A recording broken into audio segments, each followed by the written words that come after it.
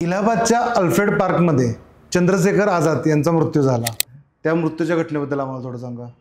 चंद्रशेखर आझाद असे क्रांतिकारक होते की भगतसिंग चेष्टन त्यांना म्हणायचा की तुम्हाला फासावर द्यायचं झालं तर 2 दोर लागतील, आम्हाला 1-1 दोर पुरेसा आहे. चंद्रशेखर आझादांचं असं म्हणणं होतं की मी कधीच जिवंत इंग्रजांना सापडणार नाही, मी कायम आझादच असणार आहे. त्यांनी स्वतःलाच बिरोधवली आझादी लावून घेतलेली, कायमच आझाद असणार आहे. मग कोणाच्या तरी म्हणजे जे इलाहाबादला जे अल्फ्रेड पार्क आहे त्यामध्ये चंद्रशेखर आझाद ज्यावेळी क्रांतिकारक सहकारी एक जण होते त्यांच्यासोबत बसलेले, त्यावेळी कोणीतरी त्यांची वार्ता दिलेली असण्याची शक्यता आहे. मग ती नेमकं कोणी ते दगाबाजी केली हे इतिहासाला अजून पडलेला प्रश्न आहे, तो अजून समोर आलेला नाही. भगतसिंग चंद्रशेखर आझादांची कोणीतरी टीप पोलिसांना दिली, पोलिसांनी पूर्ण पार्कला वेढा घातलेला आहे आणि चंद्रशेखर आझादांना शरण यायला सांगितलेलं आहे.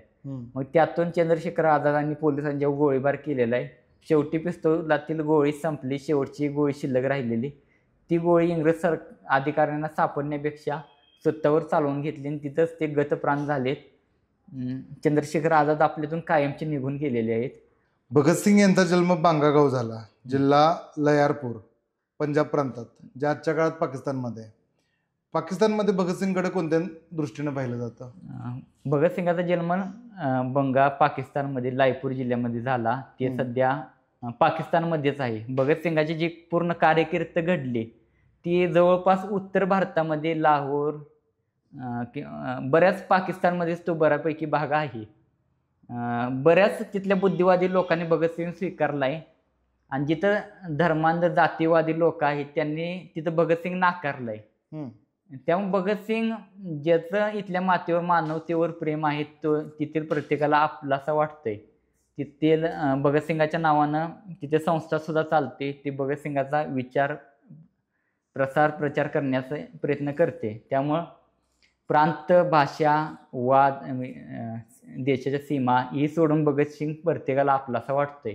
आणि भगतसिंग समजून घेत असताना भगतसिंगाला वाटत होतं की देशाच्या सीमा नसाव्यात, सगळेजण आपले असावेत. ते भगतसिंगानं जे आपले पण सांगितलंय ते पुन्हा आपण घडवणं गरजेचं आहे. सगळ्यांना एक करणं, बरेच जण द्वेष पेरणारे आहेत, आपल्याला फक्त प्रेम पेरत राहायचं आहे आणि प्रेमच विजय मिळवून देऊ शकतं. नक्कीच.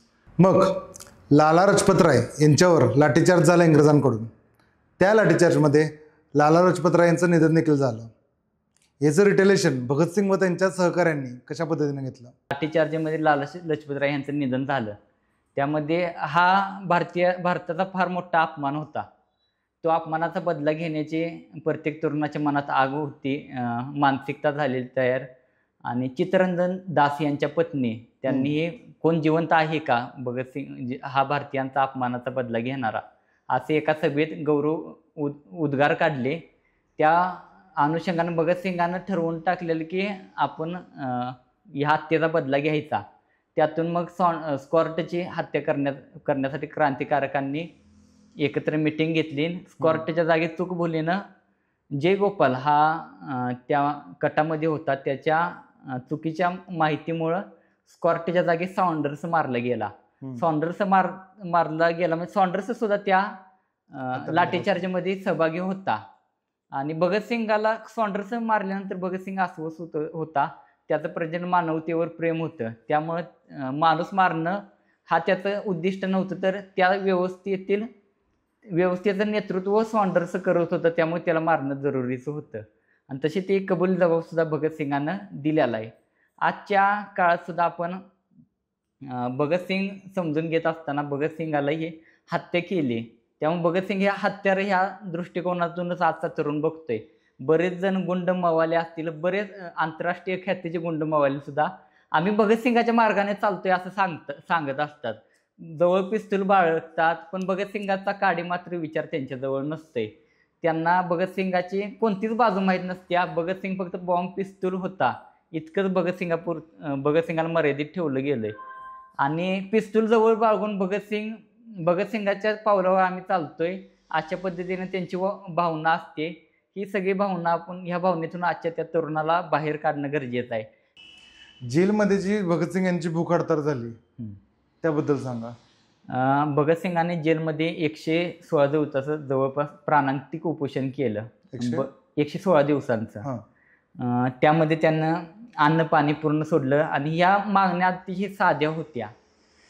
कोणत्याही अशा जाचक मागण्या नव्हत्या की त्यातून इंग्रज सरकार त्या पूर्ण करू शकत नव्हतं.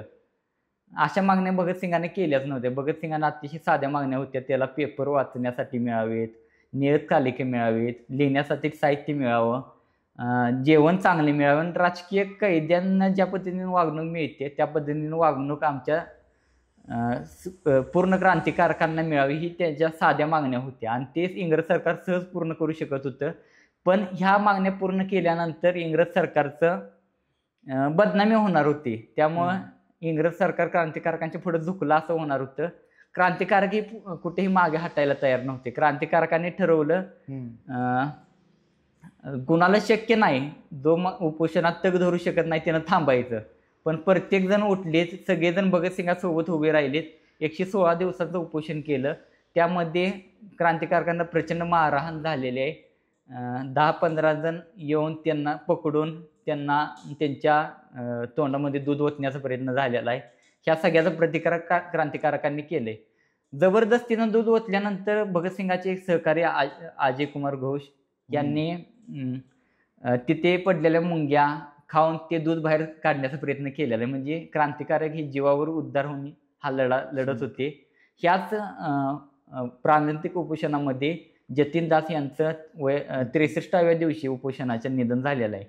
म्हणजे क्रांतिकारक किती ध्येयनिष्ठ आपल्या मागण्यांसाठी किती प्रचंड लढा होता त्यांचा या माध्यमातून आपल्याला दिसतंय. म्हणजे इतक्या मोठ्या साम्राज्याला त्यांनी शेवटी झुकायला लावलं आणि हे संपूर्ण प्रांतिक उपोषणाचं पूर्ण जगभर हे विचार पसरत होते आणि जगभरातून ही मदत क्रांतिकारकांना हिंदुस्थान रिपब्लिक असोसिएशनला मिळत होती. पोलंडमधील एका महिलेने सुद्धा मदत केली. जगभरातील न्यूजपेपरमध्ये, वर्तमानपत्रांमध्ये बातम्या झळकत होत्या. क्रांतिकारकांच्या बद्दल लिहिलं जात होतं. देशभरातील प्रत्येक माणूस जागा होत होता आणि क्रांतिकारकांच्या बाजूने उभा राहत होता आणि हे भगतसिंगानं ह्या माध्यमातून साध्य केलेलं. तेव्हा वर्ल्ड वॉरच्या काळात प्रिझनर्स ऑफ वॉर ही एक कन्सेप्ट होती. भगतसिंगांचे असे म्हणणे होते की आम्हाला देखील प्रिझनर्स ऑफ वॉर सारखी ट्रीटमेंट मिळावी त्या ह्याच्यात.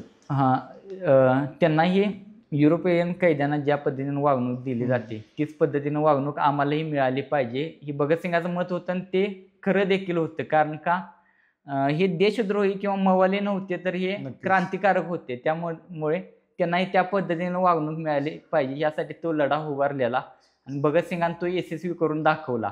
यासाठी बरेच जण म्हणजे यासाठी त्यांची बाजू मांडणारे जवाहरलाल नेहरू एक भगतसिंगाची बाजू मांडण्यासाठी होते.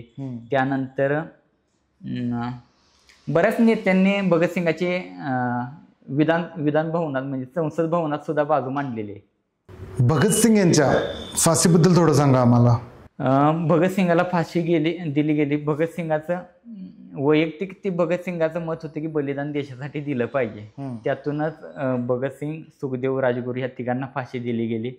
सॉन्डर्सच्या हत्या किंवा देशद्रोहाचे खटले जवळपास भगतसिंगावर 21 गुन्हे दाखल झालेले. त्यामध्ये भगतसिंगाची फाशी शेवटच्या काळामध्ये भगतसिंगानं सांगितले की मला फाशी नको तर बंदुकीच्या फैऱ्याने उडवा. मी काय साधा सुद्धा कैदी नाही, मला बंदुकीच्या फैऱ्यानेच उडवणं जास्त महत्त्वाचं आहे. त्यांना तसं पत्र देखील इंग्रज सरकारला पाठवलं. शेवटच्या काळात भगतसिंगाची फाशी थांबावी हे प्रत्येक भारतीयाला वाटत होतं. प्रत्येक भारतीयांची आशा होती. पण इंग्रज सरकारला ती फाशी द्यायचीच नव्हती. फासावर भगतसिंगाला घालवायचं होतं, त्याचं शरीर संपवायचं होतं. त्यामुळे इंग्रज सरकारनं सूर्योदयाला फाशी दिली जात होती. त्याच्या 1 दिवस आधी जे इतिहासात कधीही घडलं नव्हतं, भगतसिंगासाठी तो आजपर्यंत जो इतिहास होता सूर्योदयाला फाशी दिली जात होती ते इंग्रज सरकारने तो कायदा बदलून 1 दिवस आधी संध्याकाळी फाशी दिली. 7:33 भगतसिंगानं शेवटचं श्वास घेतलं आणि नवीन पिढीकडे आमच्याकडं नव्या भारताची जबाबदारी देऊन तो लांबच्या प्रवासाला निघून गेला. आणि त्याने जी जबाबदारी दिली ती आपल्याला ताकदीनं पुढे न्यायची आहे. अशी देखील घटना घडली की जेलच्या पुढच्या दरवाजाला भरपूर भारतीयांची गर्दी होती, तेव्हा जेलची भिंत तोडून त्याचं शरीर बाहेर न्यावं हा, लागलं. ते इंग्रज सरकारला ह्या सगळ्या लपून छपून गोष्टी कराव्या लागल्यात. त्याच्या आधी आतमध्ये सुद्धा जाळण्याचा प्रयत्न करायचं होतं. त्यासाठी जळण सुद्धा आणून ठेवलेलं, पण आतमध्ये जाळल्यानंतर धूर बाहेर येईल, मग बाहेरच्या देशभक्तांनाही समजेल, देशभक्तांच्यात उद्रेक माजेल आणि तिथून मग जेल फोडून देशभक्त आत सुद्धा येतील. या कारणास्तव भगतसिंगाला बाहेरच्या मागच्या दरवाजातून बाहेर नेलं गेलं. रावी नदीकाठी त्याचा अंत्यविधी करण्याचा प्रयत्न केला. त्याच्या शरीरास तुकडे सुद्धा केले. ते ज्या पद्धतीने छत्रपती संभाजी महाराजांची हत्या झाली त्याच पद्धतीनं भगतसिंगाला सुद्धा संपवण्याचा प्रयत्न केलाय. पण ही माणसं संपत नाहीत आणि याचं मला अतिशय म्हणजे साम्य वाटतं भगतसिंगांच्यात आणि छत्रपती संभाजी महाराजांच्यात. ज्या पद्धतीनं छत्रपती संभाजी महाराजांची दहशत होती औरंगजेब मुघल साम्राज्यावर किंवा चारी पातशाह्यांवर, त्याच पद्धतीने दहशत भगतसिंगाची सुद्धा इंग्रज साम्राज्यावर होती. भगतसिंगाने सुद्धा सांस्कृतिक वारसा जपलाय, त्याच पद्धतीनं छत्रपती संभाजी महाराजांनी सुद्धा जपलेला. त्यामुळे ही दोघं जण माणसं जड जात होती. त्यावेळी सुद्धा धर्मांधांना जड गेले ते, आजच्या काळात सुद्धा भगतसिंग जड जातोय. भगतसिंगाला सुद्धा वाचनाची प्रचंड आवड होती. त्यांना सुद्धा बरंच काही लिहून ठेवलंय, प्रचंड लिहिलंय भगतसिंगानं. आजपर्यंतच्या कोणत्याही क्रांतिकारकांनी इतकं लिहिलेलं नाही इतकं भगतसिंगानं लिहून ठेवलंय. तो नवीन भारत कसा असावा त्यानं त्या लिखाणातून त्याच्या मांडलेलं आहे. ती आपल्या प्रत्येक वाचकांना वाचणं गरजेचं आहे आणि त्यातून ते जे काय आहे ते उचलून आजच्या समाजाची, कुटुंबाची, देशाची प्रगती साधणं गरजेचं आहे. छत्रपती संभाजी महाराजांच्या बाबतीत सुद्धा हेच आहे, म्हणजे त्यांची सुद्धा अशाच पद्धतीनं निर्गुण हत्या झाली. त्यांचा विचार संपवण्याचा प्रयत्न झाला. भगतसिंगाला संपवलं तर भारतीय इथले पेटून उठले. छत्रपती संभाजी महाराजांना संपवल्यानंतर इथले रयत सुद्धा पेटून उठलेले. त्यामुळं हा विचार छत्रपती संभाजी महाराज, छत्रपती शिवाजी महाराजांच्या पासून चालत आलेला विचार आहे. तो भगतसिंगानं 20व्या शतकात तोच सांभाळायला आहे. तोच विचार आपल्याला पुढे देखील सांभाळायचा आहे. नक्कीच. जालियनवाला बाग हत्याकांड जेव्हा झाला तेव्हा भगतसिंग यांचं वय अवघं 12 वर्ष होतं. ते चालत आपल्या घरापासून अमृतसरपर्यंत गेले. या गोष्टीचा भगतसिंगांवर काय इम्पॅक्ट झाला की त्यांनी आपलं पूर्ण आयुष्य स्वातंत्र्यासाठी निछावर केलं. जालियनवाला बागेत हत्याकांडमध्ये सभाबंदीचा आदेश असताना इंग्रज सरकारचा जवळपास 10,000पेक्षा जास्त देशभक्त तिथं जमून सभा घेत होते आणि इंग्रज सरकारचा निषेध करत होते. यावेळी जनरल डायर नावाच्या विकृत अधिकाऱ्यानं त्या सभेवर बेछूट गोळीबार केला. त्यामध्ये 400पेक्षा जास्त लोक मारले गेलेत. त्या जनरल डायरचा उधमसिंगाने नंतर त्या जनरल डायरची हत्या सुद्धा केली, कारण का ह्या देशभक्तांना जे मारले त्याचा बदला घेणं जरुरीचं होतं. ते उधम सिंग भगतसिंगाला भेटलेत सुद्धा, भगतसिंगाला ही गोष्ट सांगितली सुद्धा आणि त्यांनी ह्या हत्येचा बदला घेतलाय.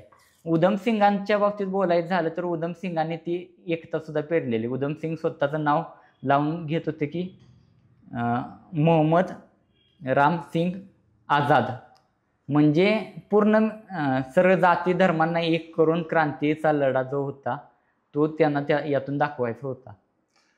तुमचं पुस्तक शहीद आझम भगतसिंग यामध्ये प्रत्येक चॅप्टरच्या पुढे एक कविता लिहिली आहे व काही वळी लिहिल्या आहेत.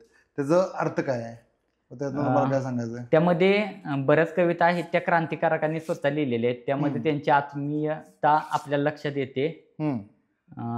काही कविता अशा पण आहेत त्या आमचे मित्रवर्य आकाश कदम यांच्या घेतलेल्या आहेत. तो या अतिशय धडपडणारा माणूस, भगतसिंगावर प्रेम करणारा माणूस, इथल्या तळागाळातील लहानात लहान म्हणजे ज्यांच्याकडे आर्थिकदृष्ट्या काहीही नाही अशा मुलांसाठी, त्यांना घडवण्यासाठी धडपडणारा माणूस, नवीन काहीतरी आपल्या समाजापुढे ठेवायचं आहे असा प्रयत्न करणारा माणूस. त्यांनी त्यांच्या अतिशय चांगल्या पद्धतीनं क्रांतिकारकांनी ज्या पद्धतीने कविता लिहिल्या त्याच पद्धतीने त्यांनी कविता या पुस्तकासाठी लिहिलेल्या आहेत. त्यामध्ये बऱ्याच विषयांवर क्रांतिकारकांच्या कविता नव्हत्या. म्हणजे त्यामध्ये आपण दुर्गा भाभींच्या वरती एक चॅप्टर केलेला आहे. ज्या दुर्गा भाभींच्यामुळे भगतसिंग वाचला, नाहीतर भगतसिंगाची फार आधीच हत्या झाली असती, मारला गेला असता भारतातून बाहेर जाताना. ज्यावेळी सॉन्डर्सची हत्या झाली त्यातून सुटका करण्यासाठी दुर्गा भाभींनी फार मोठी मदत केली. त्या दुर्गा भाभींच्यावर म्हणजे स्त्री शक्तीचं दर्शन घडवणारी ती कविता आहे. तुमच्या पुस्तकाचं प्रकाशन शरद तांदळे यांच्या हस्ते झाले व न्यू एरिया पब्लिकेशन हाऊसने तुमचं पुस्तक पब्लिश केले.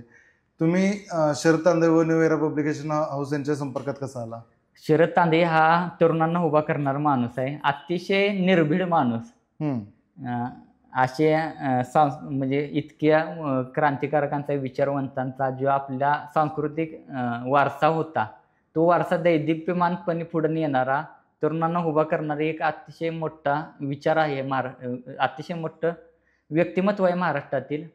त्यांना भगतसिंगांवर लिहितोय, भगतसिंगाबद्दल बोलतोय हे समजल्यानंतर प्रत्येक आपल्याला मराठीतून एक चांगलं चरित्र भगतसिंगाचं येणं गरजेचं आहे.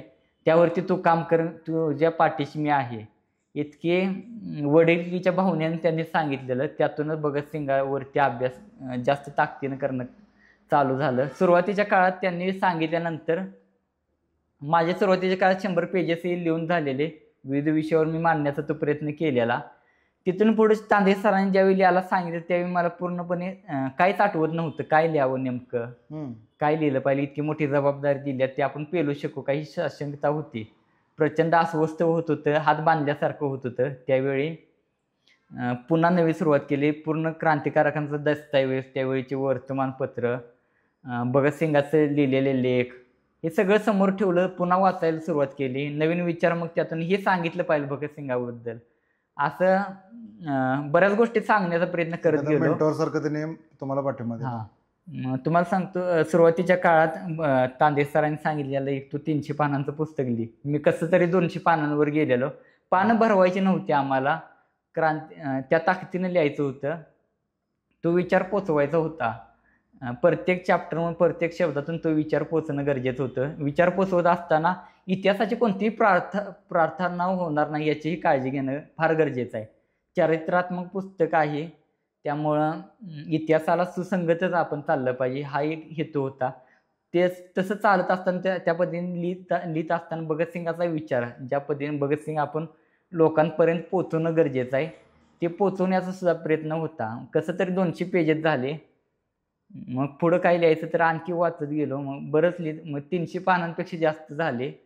त्यामध्ये मी काय वैयक्तिक स्वरूपाचे सुद्धा लेख लिहिलेले, मग भगतसिंगाला लिहिलेलं असेल पत्र, त्या बरेच मुद्दे त्यामधून नंतर कमी केले, 300 पानांचं पुस्तक लिहिलं. पुस्तक लिहित असताना भगतसिंग सांगण्याची भूक पूर्ण होत नाही तोपर्यंत पुस्तक लिहित गेलो. तांदळे सर बऱ्याच वेळा विचारत होते की लिहून झाले का नाही. मी त्यांना तारखेवर तारीख देत होतो. लिखाण कधीच पूर्ण होत नव्हतं माझं. सर पुढच्या महिन्यात देतो, पुढच्या महिन्यात सुद्धा लिखाण पूर्ण होत नव्हतं. भूकच भागत नव्हती, आणखी काहीतरी राहिले अशी सतत भावना मनात होती. गडबडीत कोणतीही गोष्ट करायची नव्हती. पूर्ण ज्यावेळी समाधान होईल त्याच वेळी लिखाण सरांच्या समोर ठेवायचं होतं. शेवटी सर म्हणले तुझं जोपर्यंत समाधान होत नाही तोपर्यंत लिह, माझ्या पुढे आणून ठेव. मग पूर्ण समाधान झालं. भगतसिंग पोचले असं वाटलं. भगतसिंग समजणं, 1-2 पुस्तक वाचून भगतसिंग समजणं इतकं सोपं नाही. तरीही भगतसिंगाचं मन, भगतसिंगाचं आतून जे भगतसिंगाला सांगायचं होतं ते पुढे मांडण्याचा प्रयत्न केलाय. तुमच्या लिखाणात इंद्रजित सावंत सरांचा कुठे ना कुठे सावली पाहिल्यासारखी वाटते, याबद्दल तुम्ही काय सांगणार? इंद्रजित सावंत सरांच्या बद्दल बोलायचं झालं तर ज्यावेळी भगतसिंग अभ्यासाला सुरुवात केली त्या काळामध्ये इंद्रजित सावंतांच्या सारखे इतिहास संशोधकांना मी भेटत होतो. त्यांच्याकडून बऱ्याच गोष्टी शिकायला मिळत होत्या. सावंत सरांना मी बोललो की सर मला ह्या विषयावर अभ्यास करायचा आहे, लिहायचा आहे. त्यावेळी सावंत सरांनी सांगितलं की तुला प्रचंड वाचावं लागेल, चिकाटी पाहिजे, वाचलेलं डोक्यात साठवून ठेवलं पाहिजे आणि ते कागदावर उतरवलं पाहिजे. त्यामध्ये बरंच त्यांनी मार्गदर्शन केलं की तुला संशोधनाची साधनं कुठून मिळतील, कशी मिळतील. आणि इंद्रजित सावंत असा इतिहासकार आहे की तो निर्भीड इतिहासकार आहे. आज बरेच जण आहेत ते वादग्रस्त काय बोलायचंच नाही, म्हणजे जे इतिहास खरा आहे तो मांडायचाच नाही, अशा पद्धतीने बरेच जण करतात. मग ते रायगडावरती असेल वाघ्या कुत्रा, जो आज आपल्या मराठी माणसाच्या मानगोटीवर बसवलाय, ज्याचा इतिहासात काही संबंध नाही. आपल्या पुस्तकाचं कव्हर पेज इनॉग्रेशन सेरेमनी त्याबद्दल फार ऐकले, थोडं आपल्या प्रेक्षकांना पण सांगा. अतिशय आनंद होतो याबद्दल बोलण्यासाठी. छत्रपती संभाजी महाराज राज्याभिषेक सोहळा समिती या समितीच्या माध्यमातून आपला मुखपृष्ठाचं अनावरण त्यांच्या समितीच्या सहकार्यातून रायगडावरती छत्रपती शिवाजी महाराजांच्या छत्रपती संभाजी महाराजांच्या राजसदरेवर मुखपृष्ठाचं अनावरण भगतसिंगासारख्या क्रांतिकारकाच्या पुस्तकाचं अनावरण त्या ठिकाणी चरित्राचं अनावरण झालं. आणि ते चरित्राचं अनावरण होत असताना ज्यांच्या हस्ते झाले ते म्हणजे भगतसिंगांचे पुतणे सरदार किरणजित सिंह किंवा क्रांतिसिंह नाना पाटलांचे नातू सुभाष बापू, जे विचारांचाही वारसा सांभाळतात, प्रचंड ताकदीनं आमच्यासारख्या तरुणांच्या सोबत उभा राहतात, आम्हाला ताकद देतात, ते ते ते होते. त्यानंतर नागनाथ अण्णांचे नातू, ज्यांनी वाळवा तालुक्यात क्रांतीचा झंझावात आणला, सांगली दक्षिण सातारा जिल्ह्यामध्ये क्रांतीचा झंझावात आणला, ते नागनाथ अण्णांचे नातू असतील.